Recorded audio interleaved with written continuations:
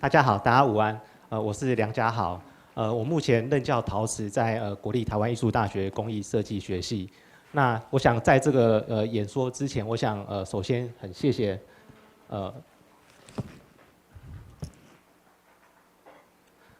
首先我想在演说之前呢，我想很高兴的，很荣幸在莺歌陶瓷博物馆的这个安排跟介绍推荐之下，那也在 Windy Girls 的邀请之下，那我们参与了这样的一个这样的展出。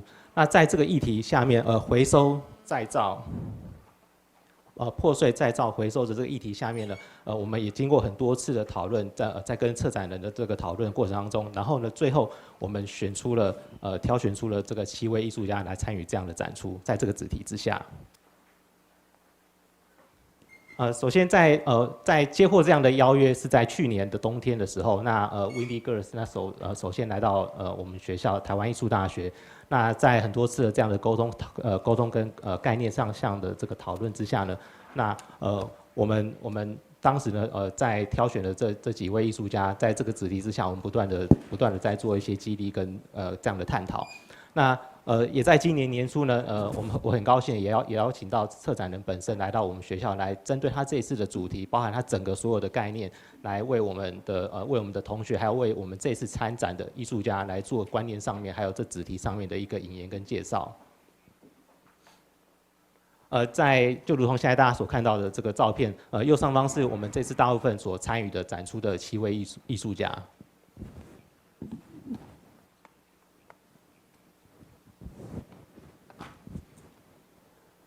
OK， 在总共台湾的部分，在这个子题的里面呢，那总共有6件作品。那这6件作品在共同有6个主题、6个子题。那分别就在我们现在在这个 PowerPoint 上面所看到的。那首先第一个是在谈论是关于这个环境的议题。那环境议题是在探讨水库淤泥再生利用的这样的一个计划。那第二个呢，第2位艺术家呢所探讨的是关于他自己人生过往的一些回忆。过去所经历过的一些重要的事情，对他很重要的一些事件，那他把它应用，把它实践在他的作品之中。那第3个呢，是第3位艺术家所关注的议题呢，是在衡量价值还有追求真理这样的一个子题里面。那第4位艺术家呢，他谈论的是关于他关注的是在教育的部分，当然教育的背后所关注的还有文化以及认同。那最后一位艺术家呢，最后一件第6件作品呢，所探讨的是以建筑的符号来联系过去和现在。那这位艺术家他惯用以这个砖瓦作为他的创作的符号。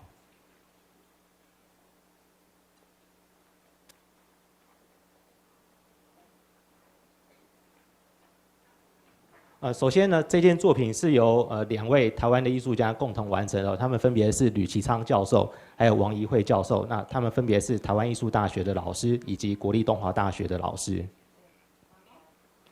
这件作品台湾呢是关注在这个环境的这个议题。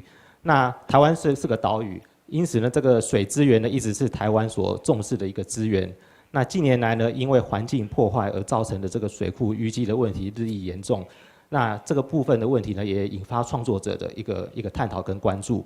那这件作品以透明的容器记录石门水库淤泥的再生应用计划。那内容这个容器的部分呢，它分别装载了来自于台湾石门水库的这个淤泥的片段影像，在右边的这个罐子。那还有再来是这个经过煅烧之后的这个淤泥的干粉，以及呢这个在添加天然这个烧制过后的我们在台湾很惯用来清洗的这个丝瓜酪。然后呢，还有最后一个是运用这个淤泥所创造出来的、所烧制出来这个釉药这个成分来应用在这个釉药上面。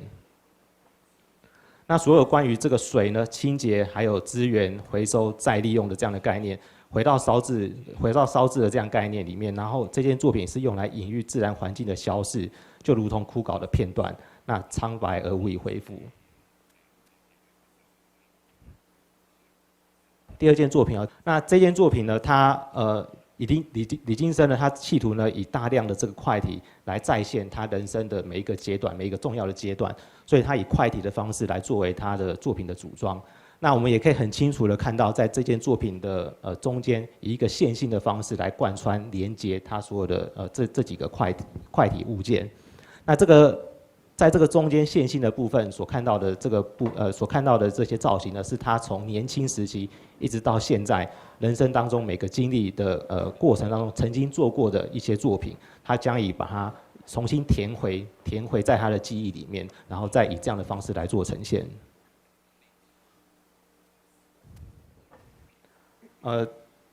再来这件作品作者呢是蔡志勇。蔡志勇呢，目前他是我们莺歌高职陶瓷工程科的老师，那本身也是任教陶瓷的部分。那这件作品所关注的议题呢是台湾在近年来有关于有谈论有争议在都市更新的这个部分有所探讨，所以作者呢他从这个都更案的这个争议当中去思考所谓的新旧的这样的一个存废问题。那很自然的呢，他也就用这个选择以这个象征法官判断的判定的法院的这样的符号来作为他作品里面很重要的一个元素。那用这个元素呢来作为一个衡量所谓的真理价值，还有追求所谓的公平这样的关系。左边在这个天平的左边看到这个砖块是实际这个建筑破损之后，它实际去捡拾回来的。那右边这个黑箱呢，象征台湾的我们知道所谓的黑箱作业这个概念。再来第4位是陈高登，高登呢他是台湾知名的金工艺术家。那过去呢他的作品大部分都是被用从金工的角度来切入来看待他的作品。那高登他本身所擅长的部分是在菊瓷。菊瓷呢是其实它是中国早期的一个古老的一个技术。那陶瓷呢在早期其实是一个奢侈品，所以经过有破碎的陶瓷呢，其实大部分的人呢其实是舍不得丢弃的。所以呢我们试着想要把它借着修补的方式再加以挽回，使它可以再继续被使用。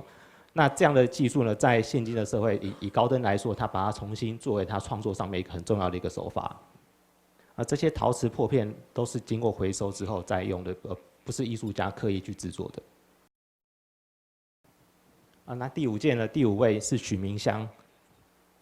许明香本身呢，她也是台湾知名的女性陶艺家，她也是我们莺歌的陶艺家。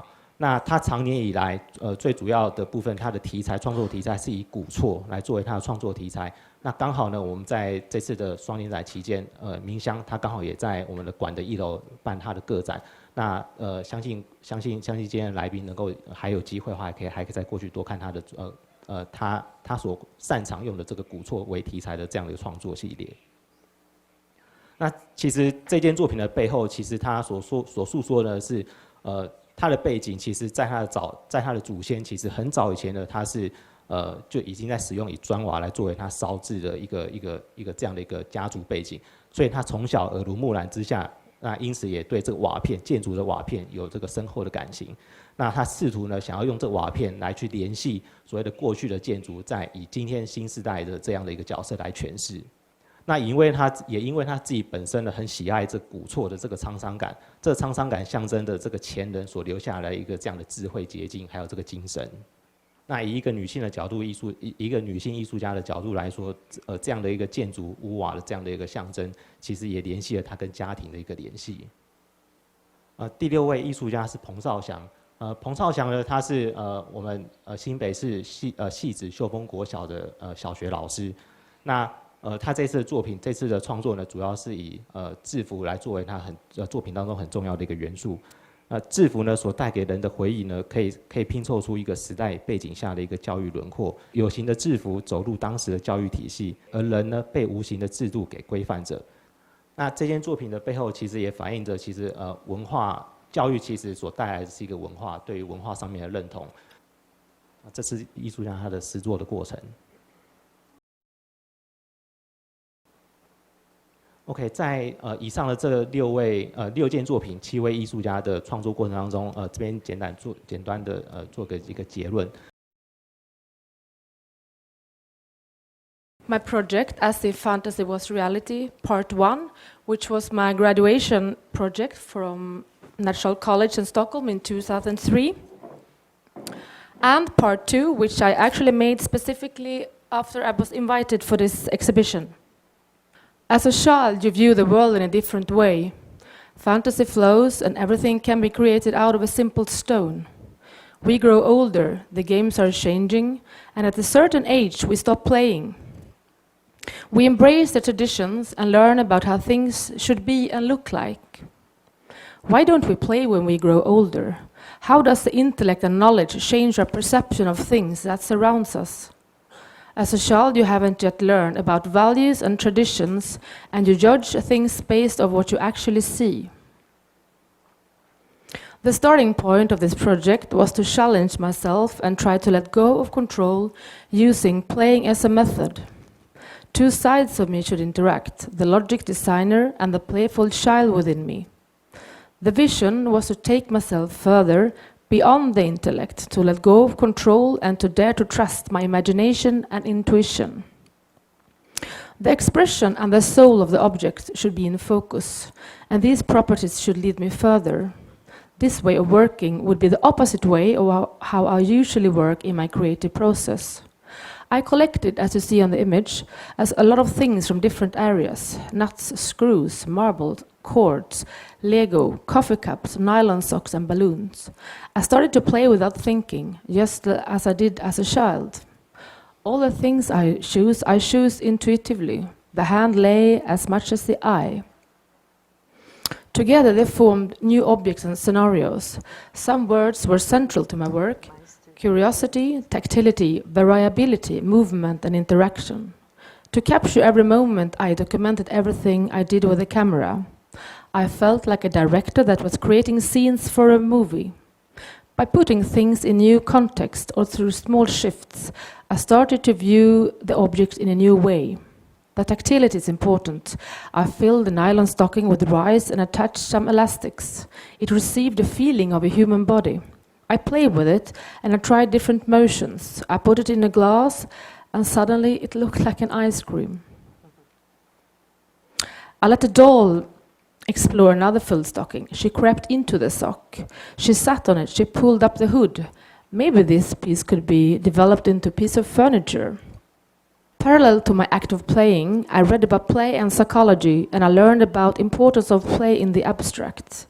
I soon realized that this was an infinite field, which in itself was a life project. Playing and reading should run parallel and ultimately meet.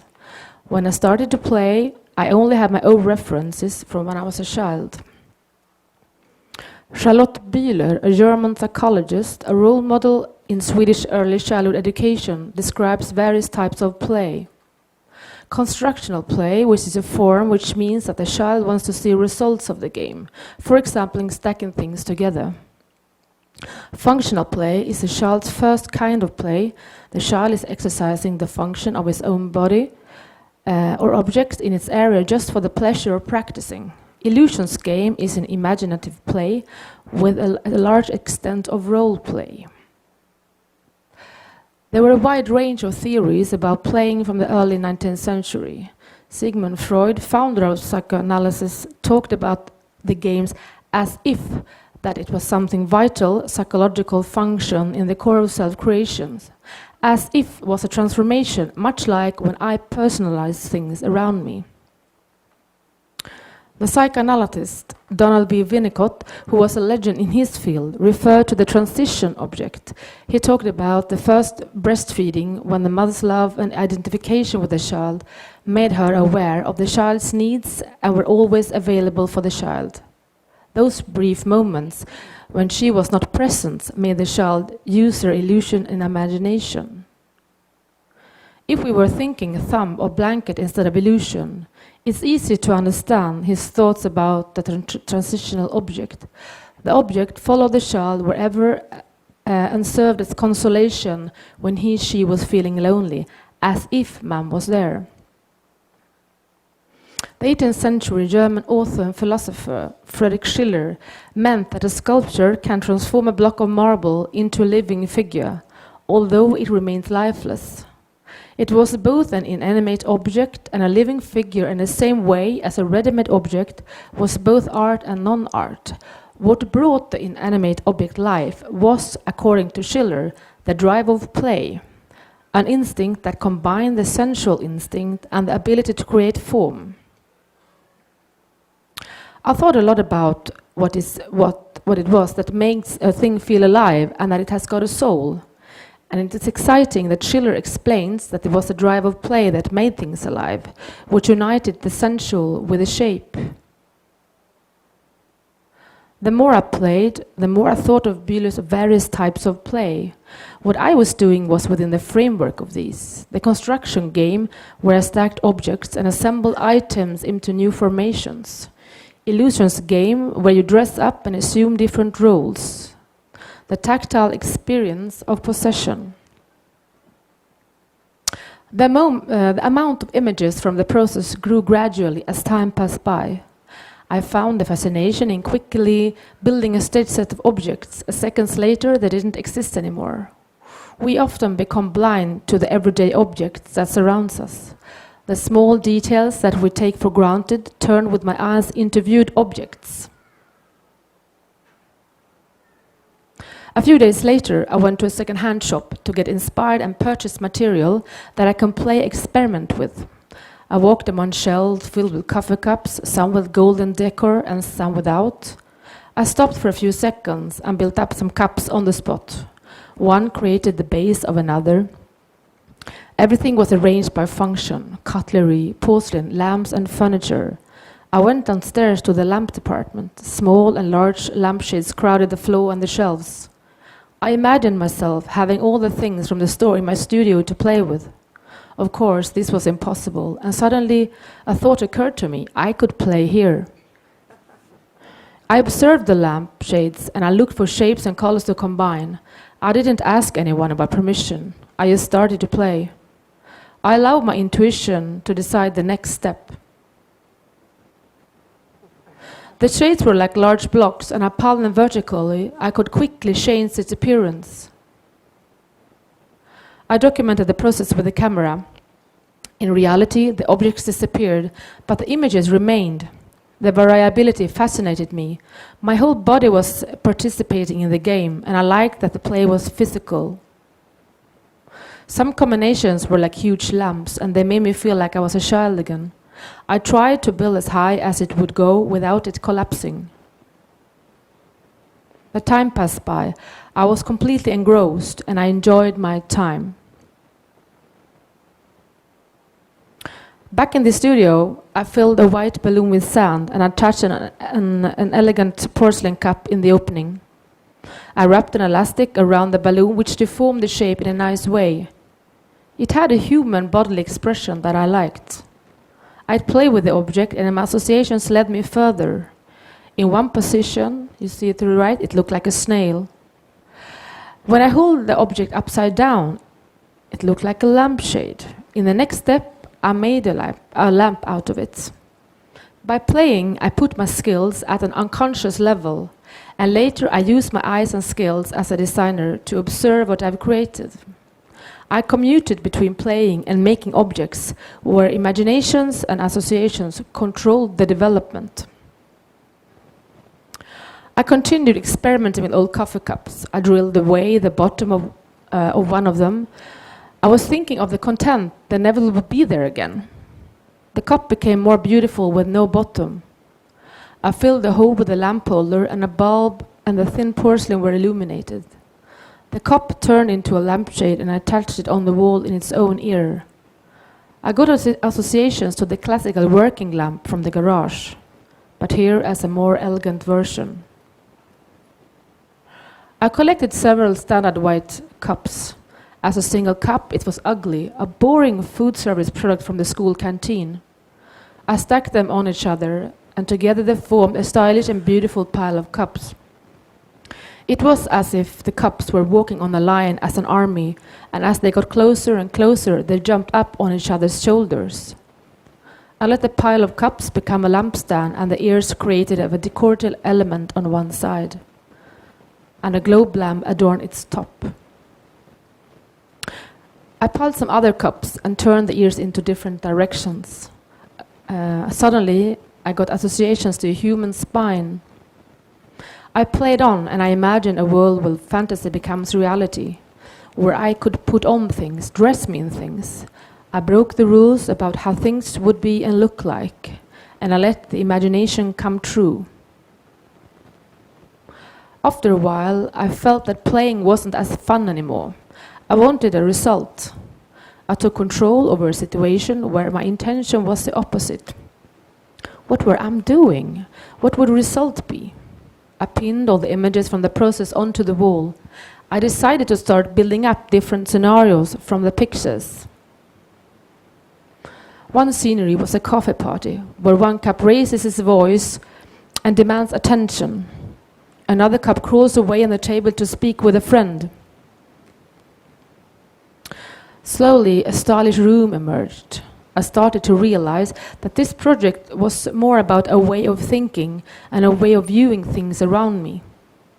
The disparate objects somehow belonged together, even though they had different expressions and were made of different materials. It was as if everything happened during a magical night, when the things in the house got alive. Some plates jumped down from the kitchen cabinet and became a seat of a stool. Coffee cups got together with some friends from the neighboring cubicle and started to glow. I began refining the scenario. A work with different shades of white and opal glow bulbs in various sizes created a rhythm and movement. Cups and plates together created different objects, and porcelain in various tones was screened. The installation emerged. Finally, the result was a bright scenario where various objects and light fixtures, together with a set design, created a completeness. I had created a world on my own, a world on the string balancing between fantasy and reality. When I got invited to this exhibition, I started to play with cups and plates again.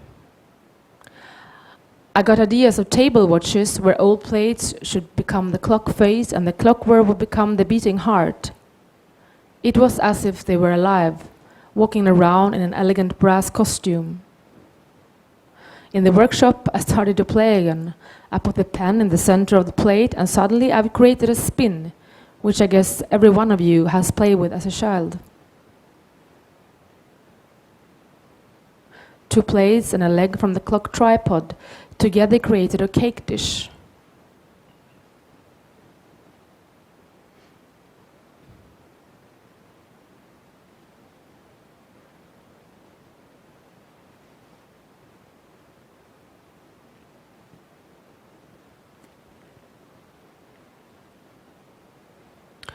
The stylish kitchen, which was from the part 1 of the project, needed more space. The objects needed more rooms to live in. I built a house and I started to play and loosen up its architecture. I started to play with different elements of the house: the door, the window, classical steps, the angled roof. I played in the skeleton model just as if it was my dollhouse from when I was a child.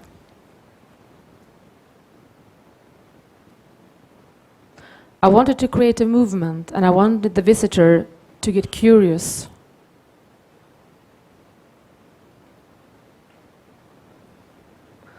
Who lives behind the door?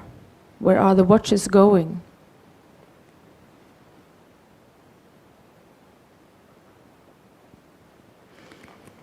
I have participated in exhibitions around the world and been featured in books and articles about recycling and design from a more sustainable perspective. I'm really happy that my work has attracted attention from that perspective, when the starting point was about something totally different, playing as a method. It is when the mind is allowed to rest and letting your imagination and intuition steer that something new can emerge.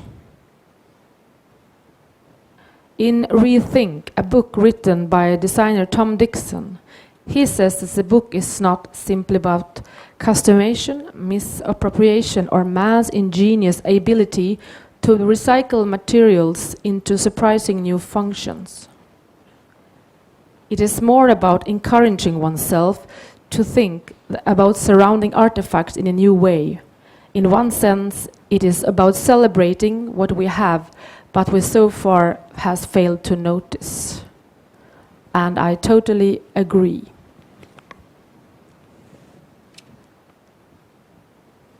Thank you, Marin. So,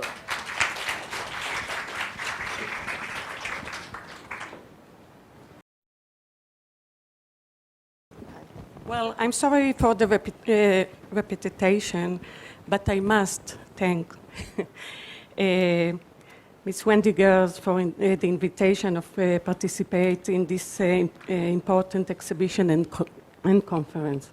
Also, I would like to thank all the dedicated staff of the Engi Museum for their kindness and professional host. I'm very happy to be here and to share with all of you the surprising journey of a local kind of clay. My name is Shlomit Bauman, and I live in Jaffa, which is originally an Arab city that became part of Tel Aviv. If I have to define myself professionally, it is hard for me, and I really can't decide. I'm a ceramic artist, ceramic designer, a researcher, curator, educator. If I see my activity as a whole, I'm known, and all of those. My first degree is in ceramic design, and my master's degree was a research about relationship between nanotechnology and design. I'm a senior lecturer at HIT, Holon Institution of Technology, and I run a ceramic design workshop at the Industrial Design Department there. I'm a curator of the Binyamini Contemporary Ceramic Center in Tel Aviv, and I'm trying to raise a relevant discussion about contemporary ceramic in particular and material culture in general. First, I would like also to begin with my fascination from traditional Palestinian pottery. One of the important values of craft that gives it deep roots and cultural DNA is the years of tradition.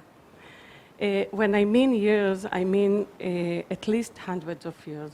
Israeli craft, as an immigrant multicultural society, is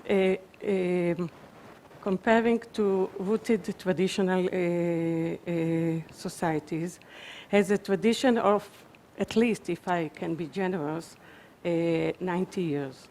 The fact that our tradition of craft is so young bothered me since I matured as a ceramic artist and designer.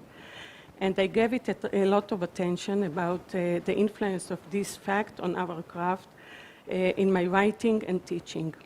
As a result, I started to look over traditional Palestinian pottery as an important body of knowledge. Those traditional potters in the region are active approximately 700 years. In the 80s of the last century, that they were years of prosperity for those potters, and more than 80 ceramic studios were active in the city of Hebron. Unfortunately, most of them were closed since then. Since the late 90s, I'm keeping visiting some studios of this community, learning about them and about their methods. I consider those potters as true masters, and I have a deep appreciation of their knowledge. You can see in this slide Mr. Rateb El-Fakhouri on your left, one of the masters that works until today, and his young assistant. In spite of the Industrial Revolution, and due to the Israeli occupation and geopolitical situation, the traditional Palestinian potters are still working with the same methods for many years. They work with cheap local raw materials from close mountains, no glazing, and very little decoration. They fire their products with low-tech industrial waste, not sustainable at all. And in this slide, you can see a general view of Mr. Abdul Salam El-Fakhouri. I would like to pay your attention to these lovely curls on the lids of the pots. I will get to them later. Along the years, I wrote lecture and curator exhibitions related to traditional Palestinian pottery, not as an act of appropriation of that culture, but as an act of respect. In spite of that, only in the last 2 or 3 years, I started to create my own works inspired by their tradition. I started to work with local Israeli clay. This clay is considered as non-plastic, rough and stubborn. Most of Israeli ceramic artists will never work with this clay. And in professional terms of my colleagues in Israel, it has a bad reputation. I decided to explore this clay and started to train myself to work with it. S5 is the local clay that most close to kaolin that actually founded in our area. It uses for rubber and medicine industry, and it's a simple terracotta. The fact that this clay extinct or vanished or depleted was mind-blowing for me. Is it possible? My thoughts started to wander on all kinds of different sources that are vanishing in our living in this transition area.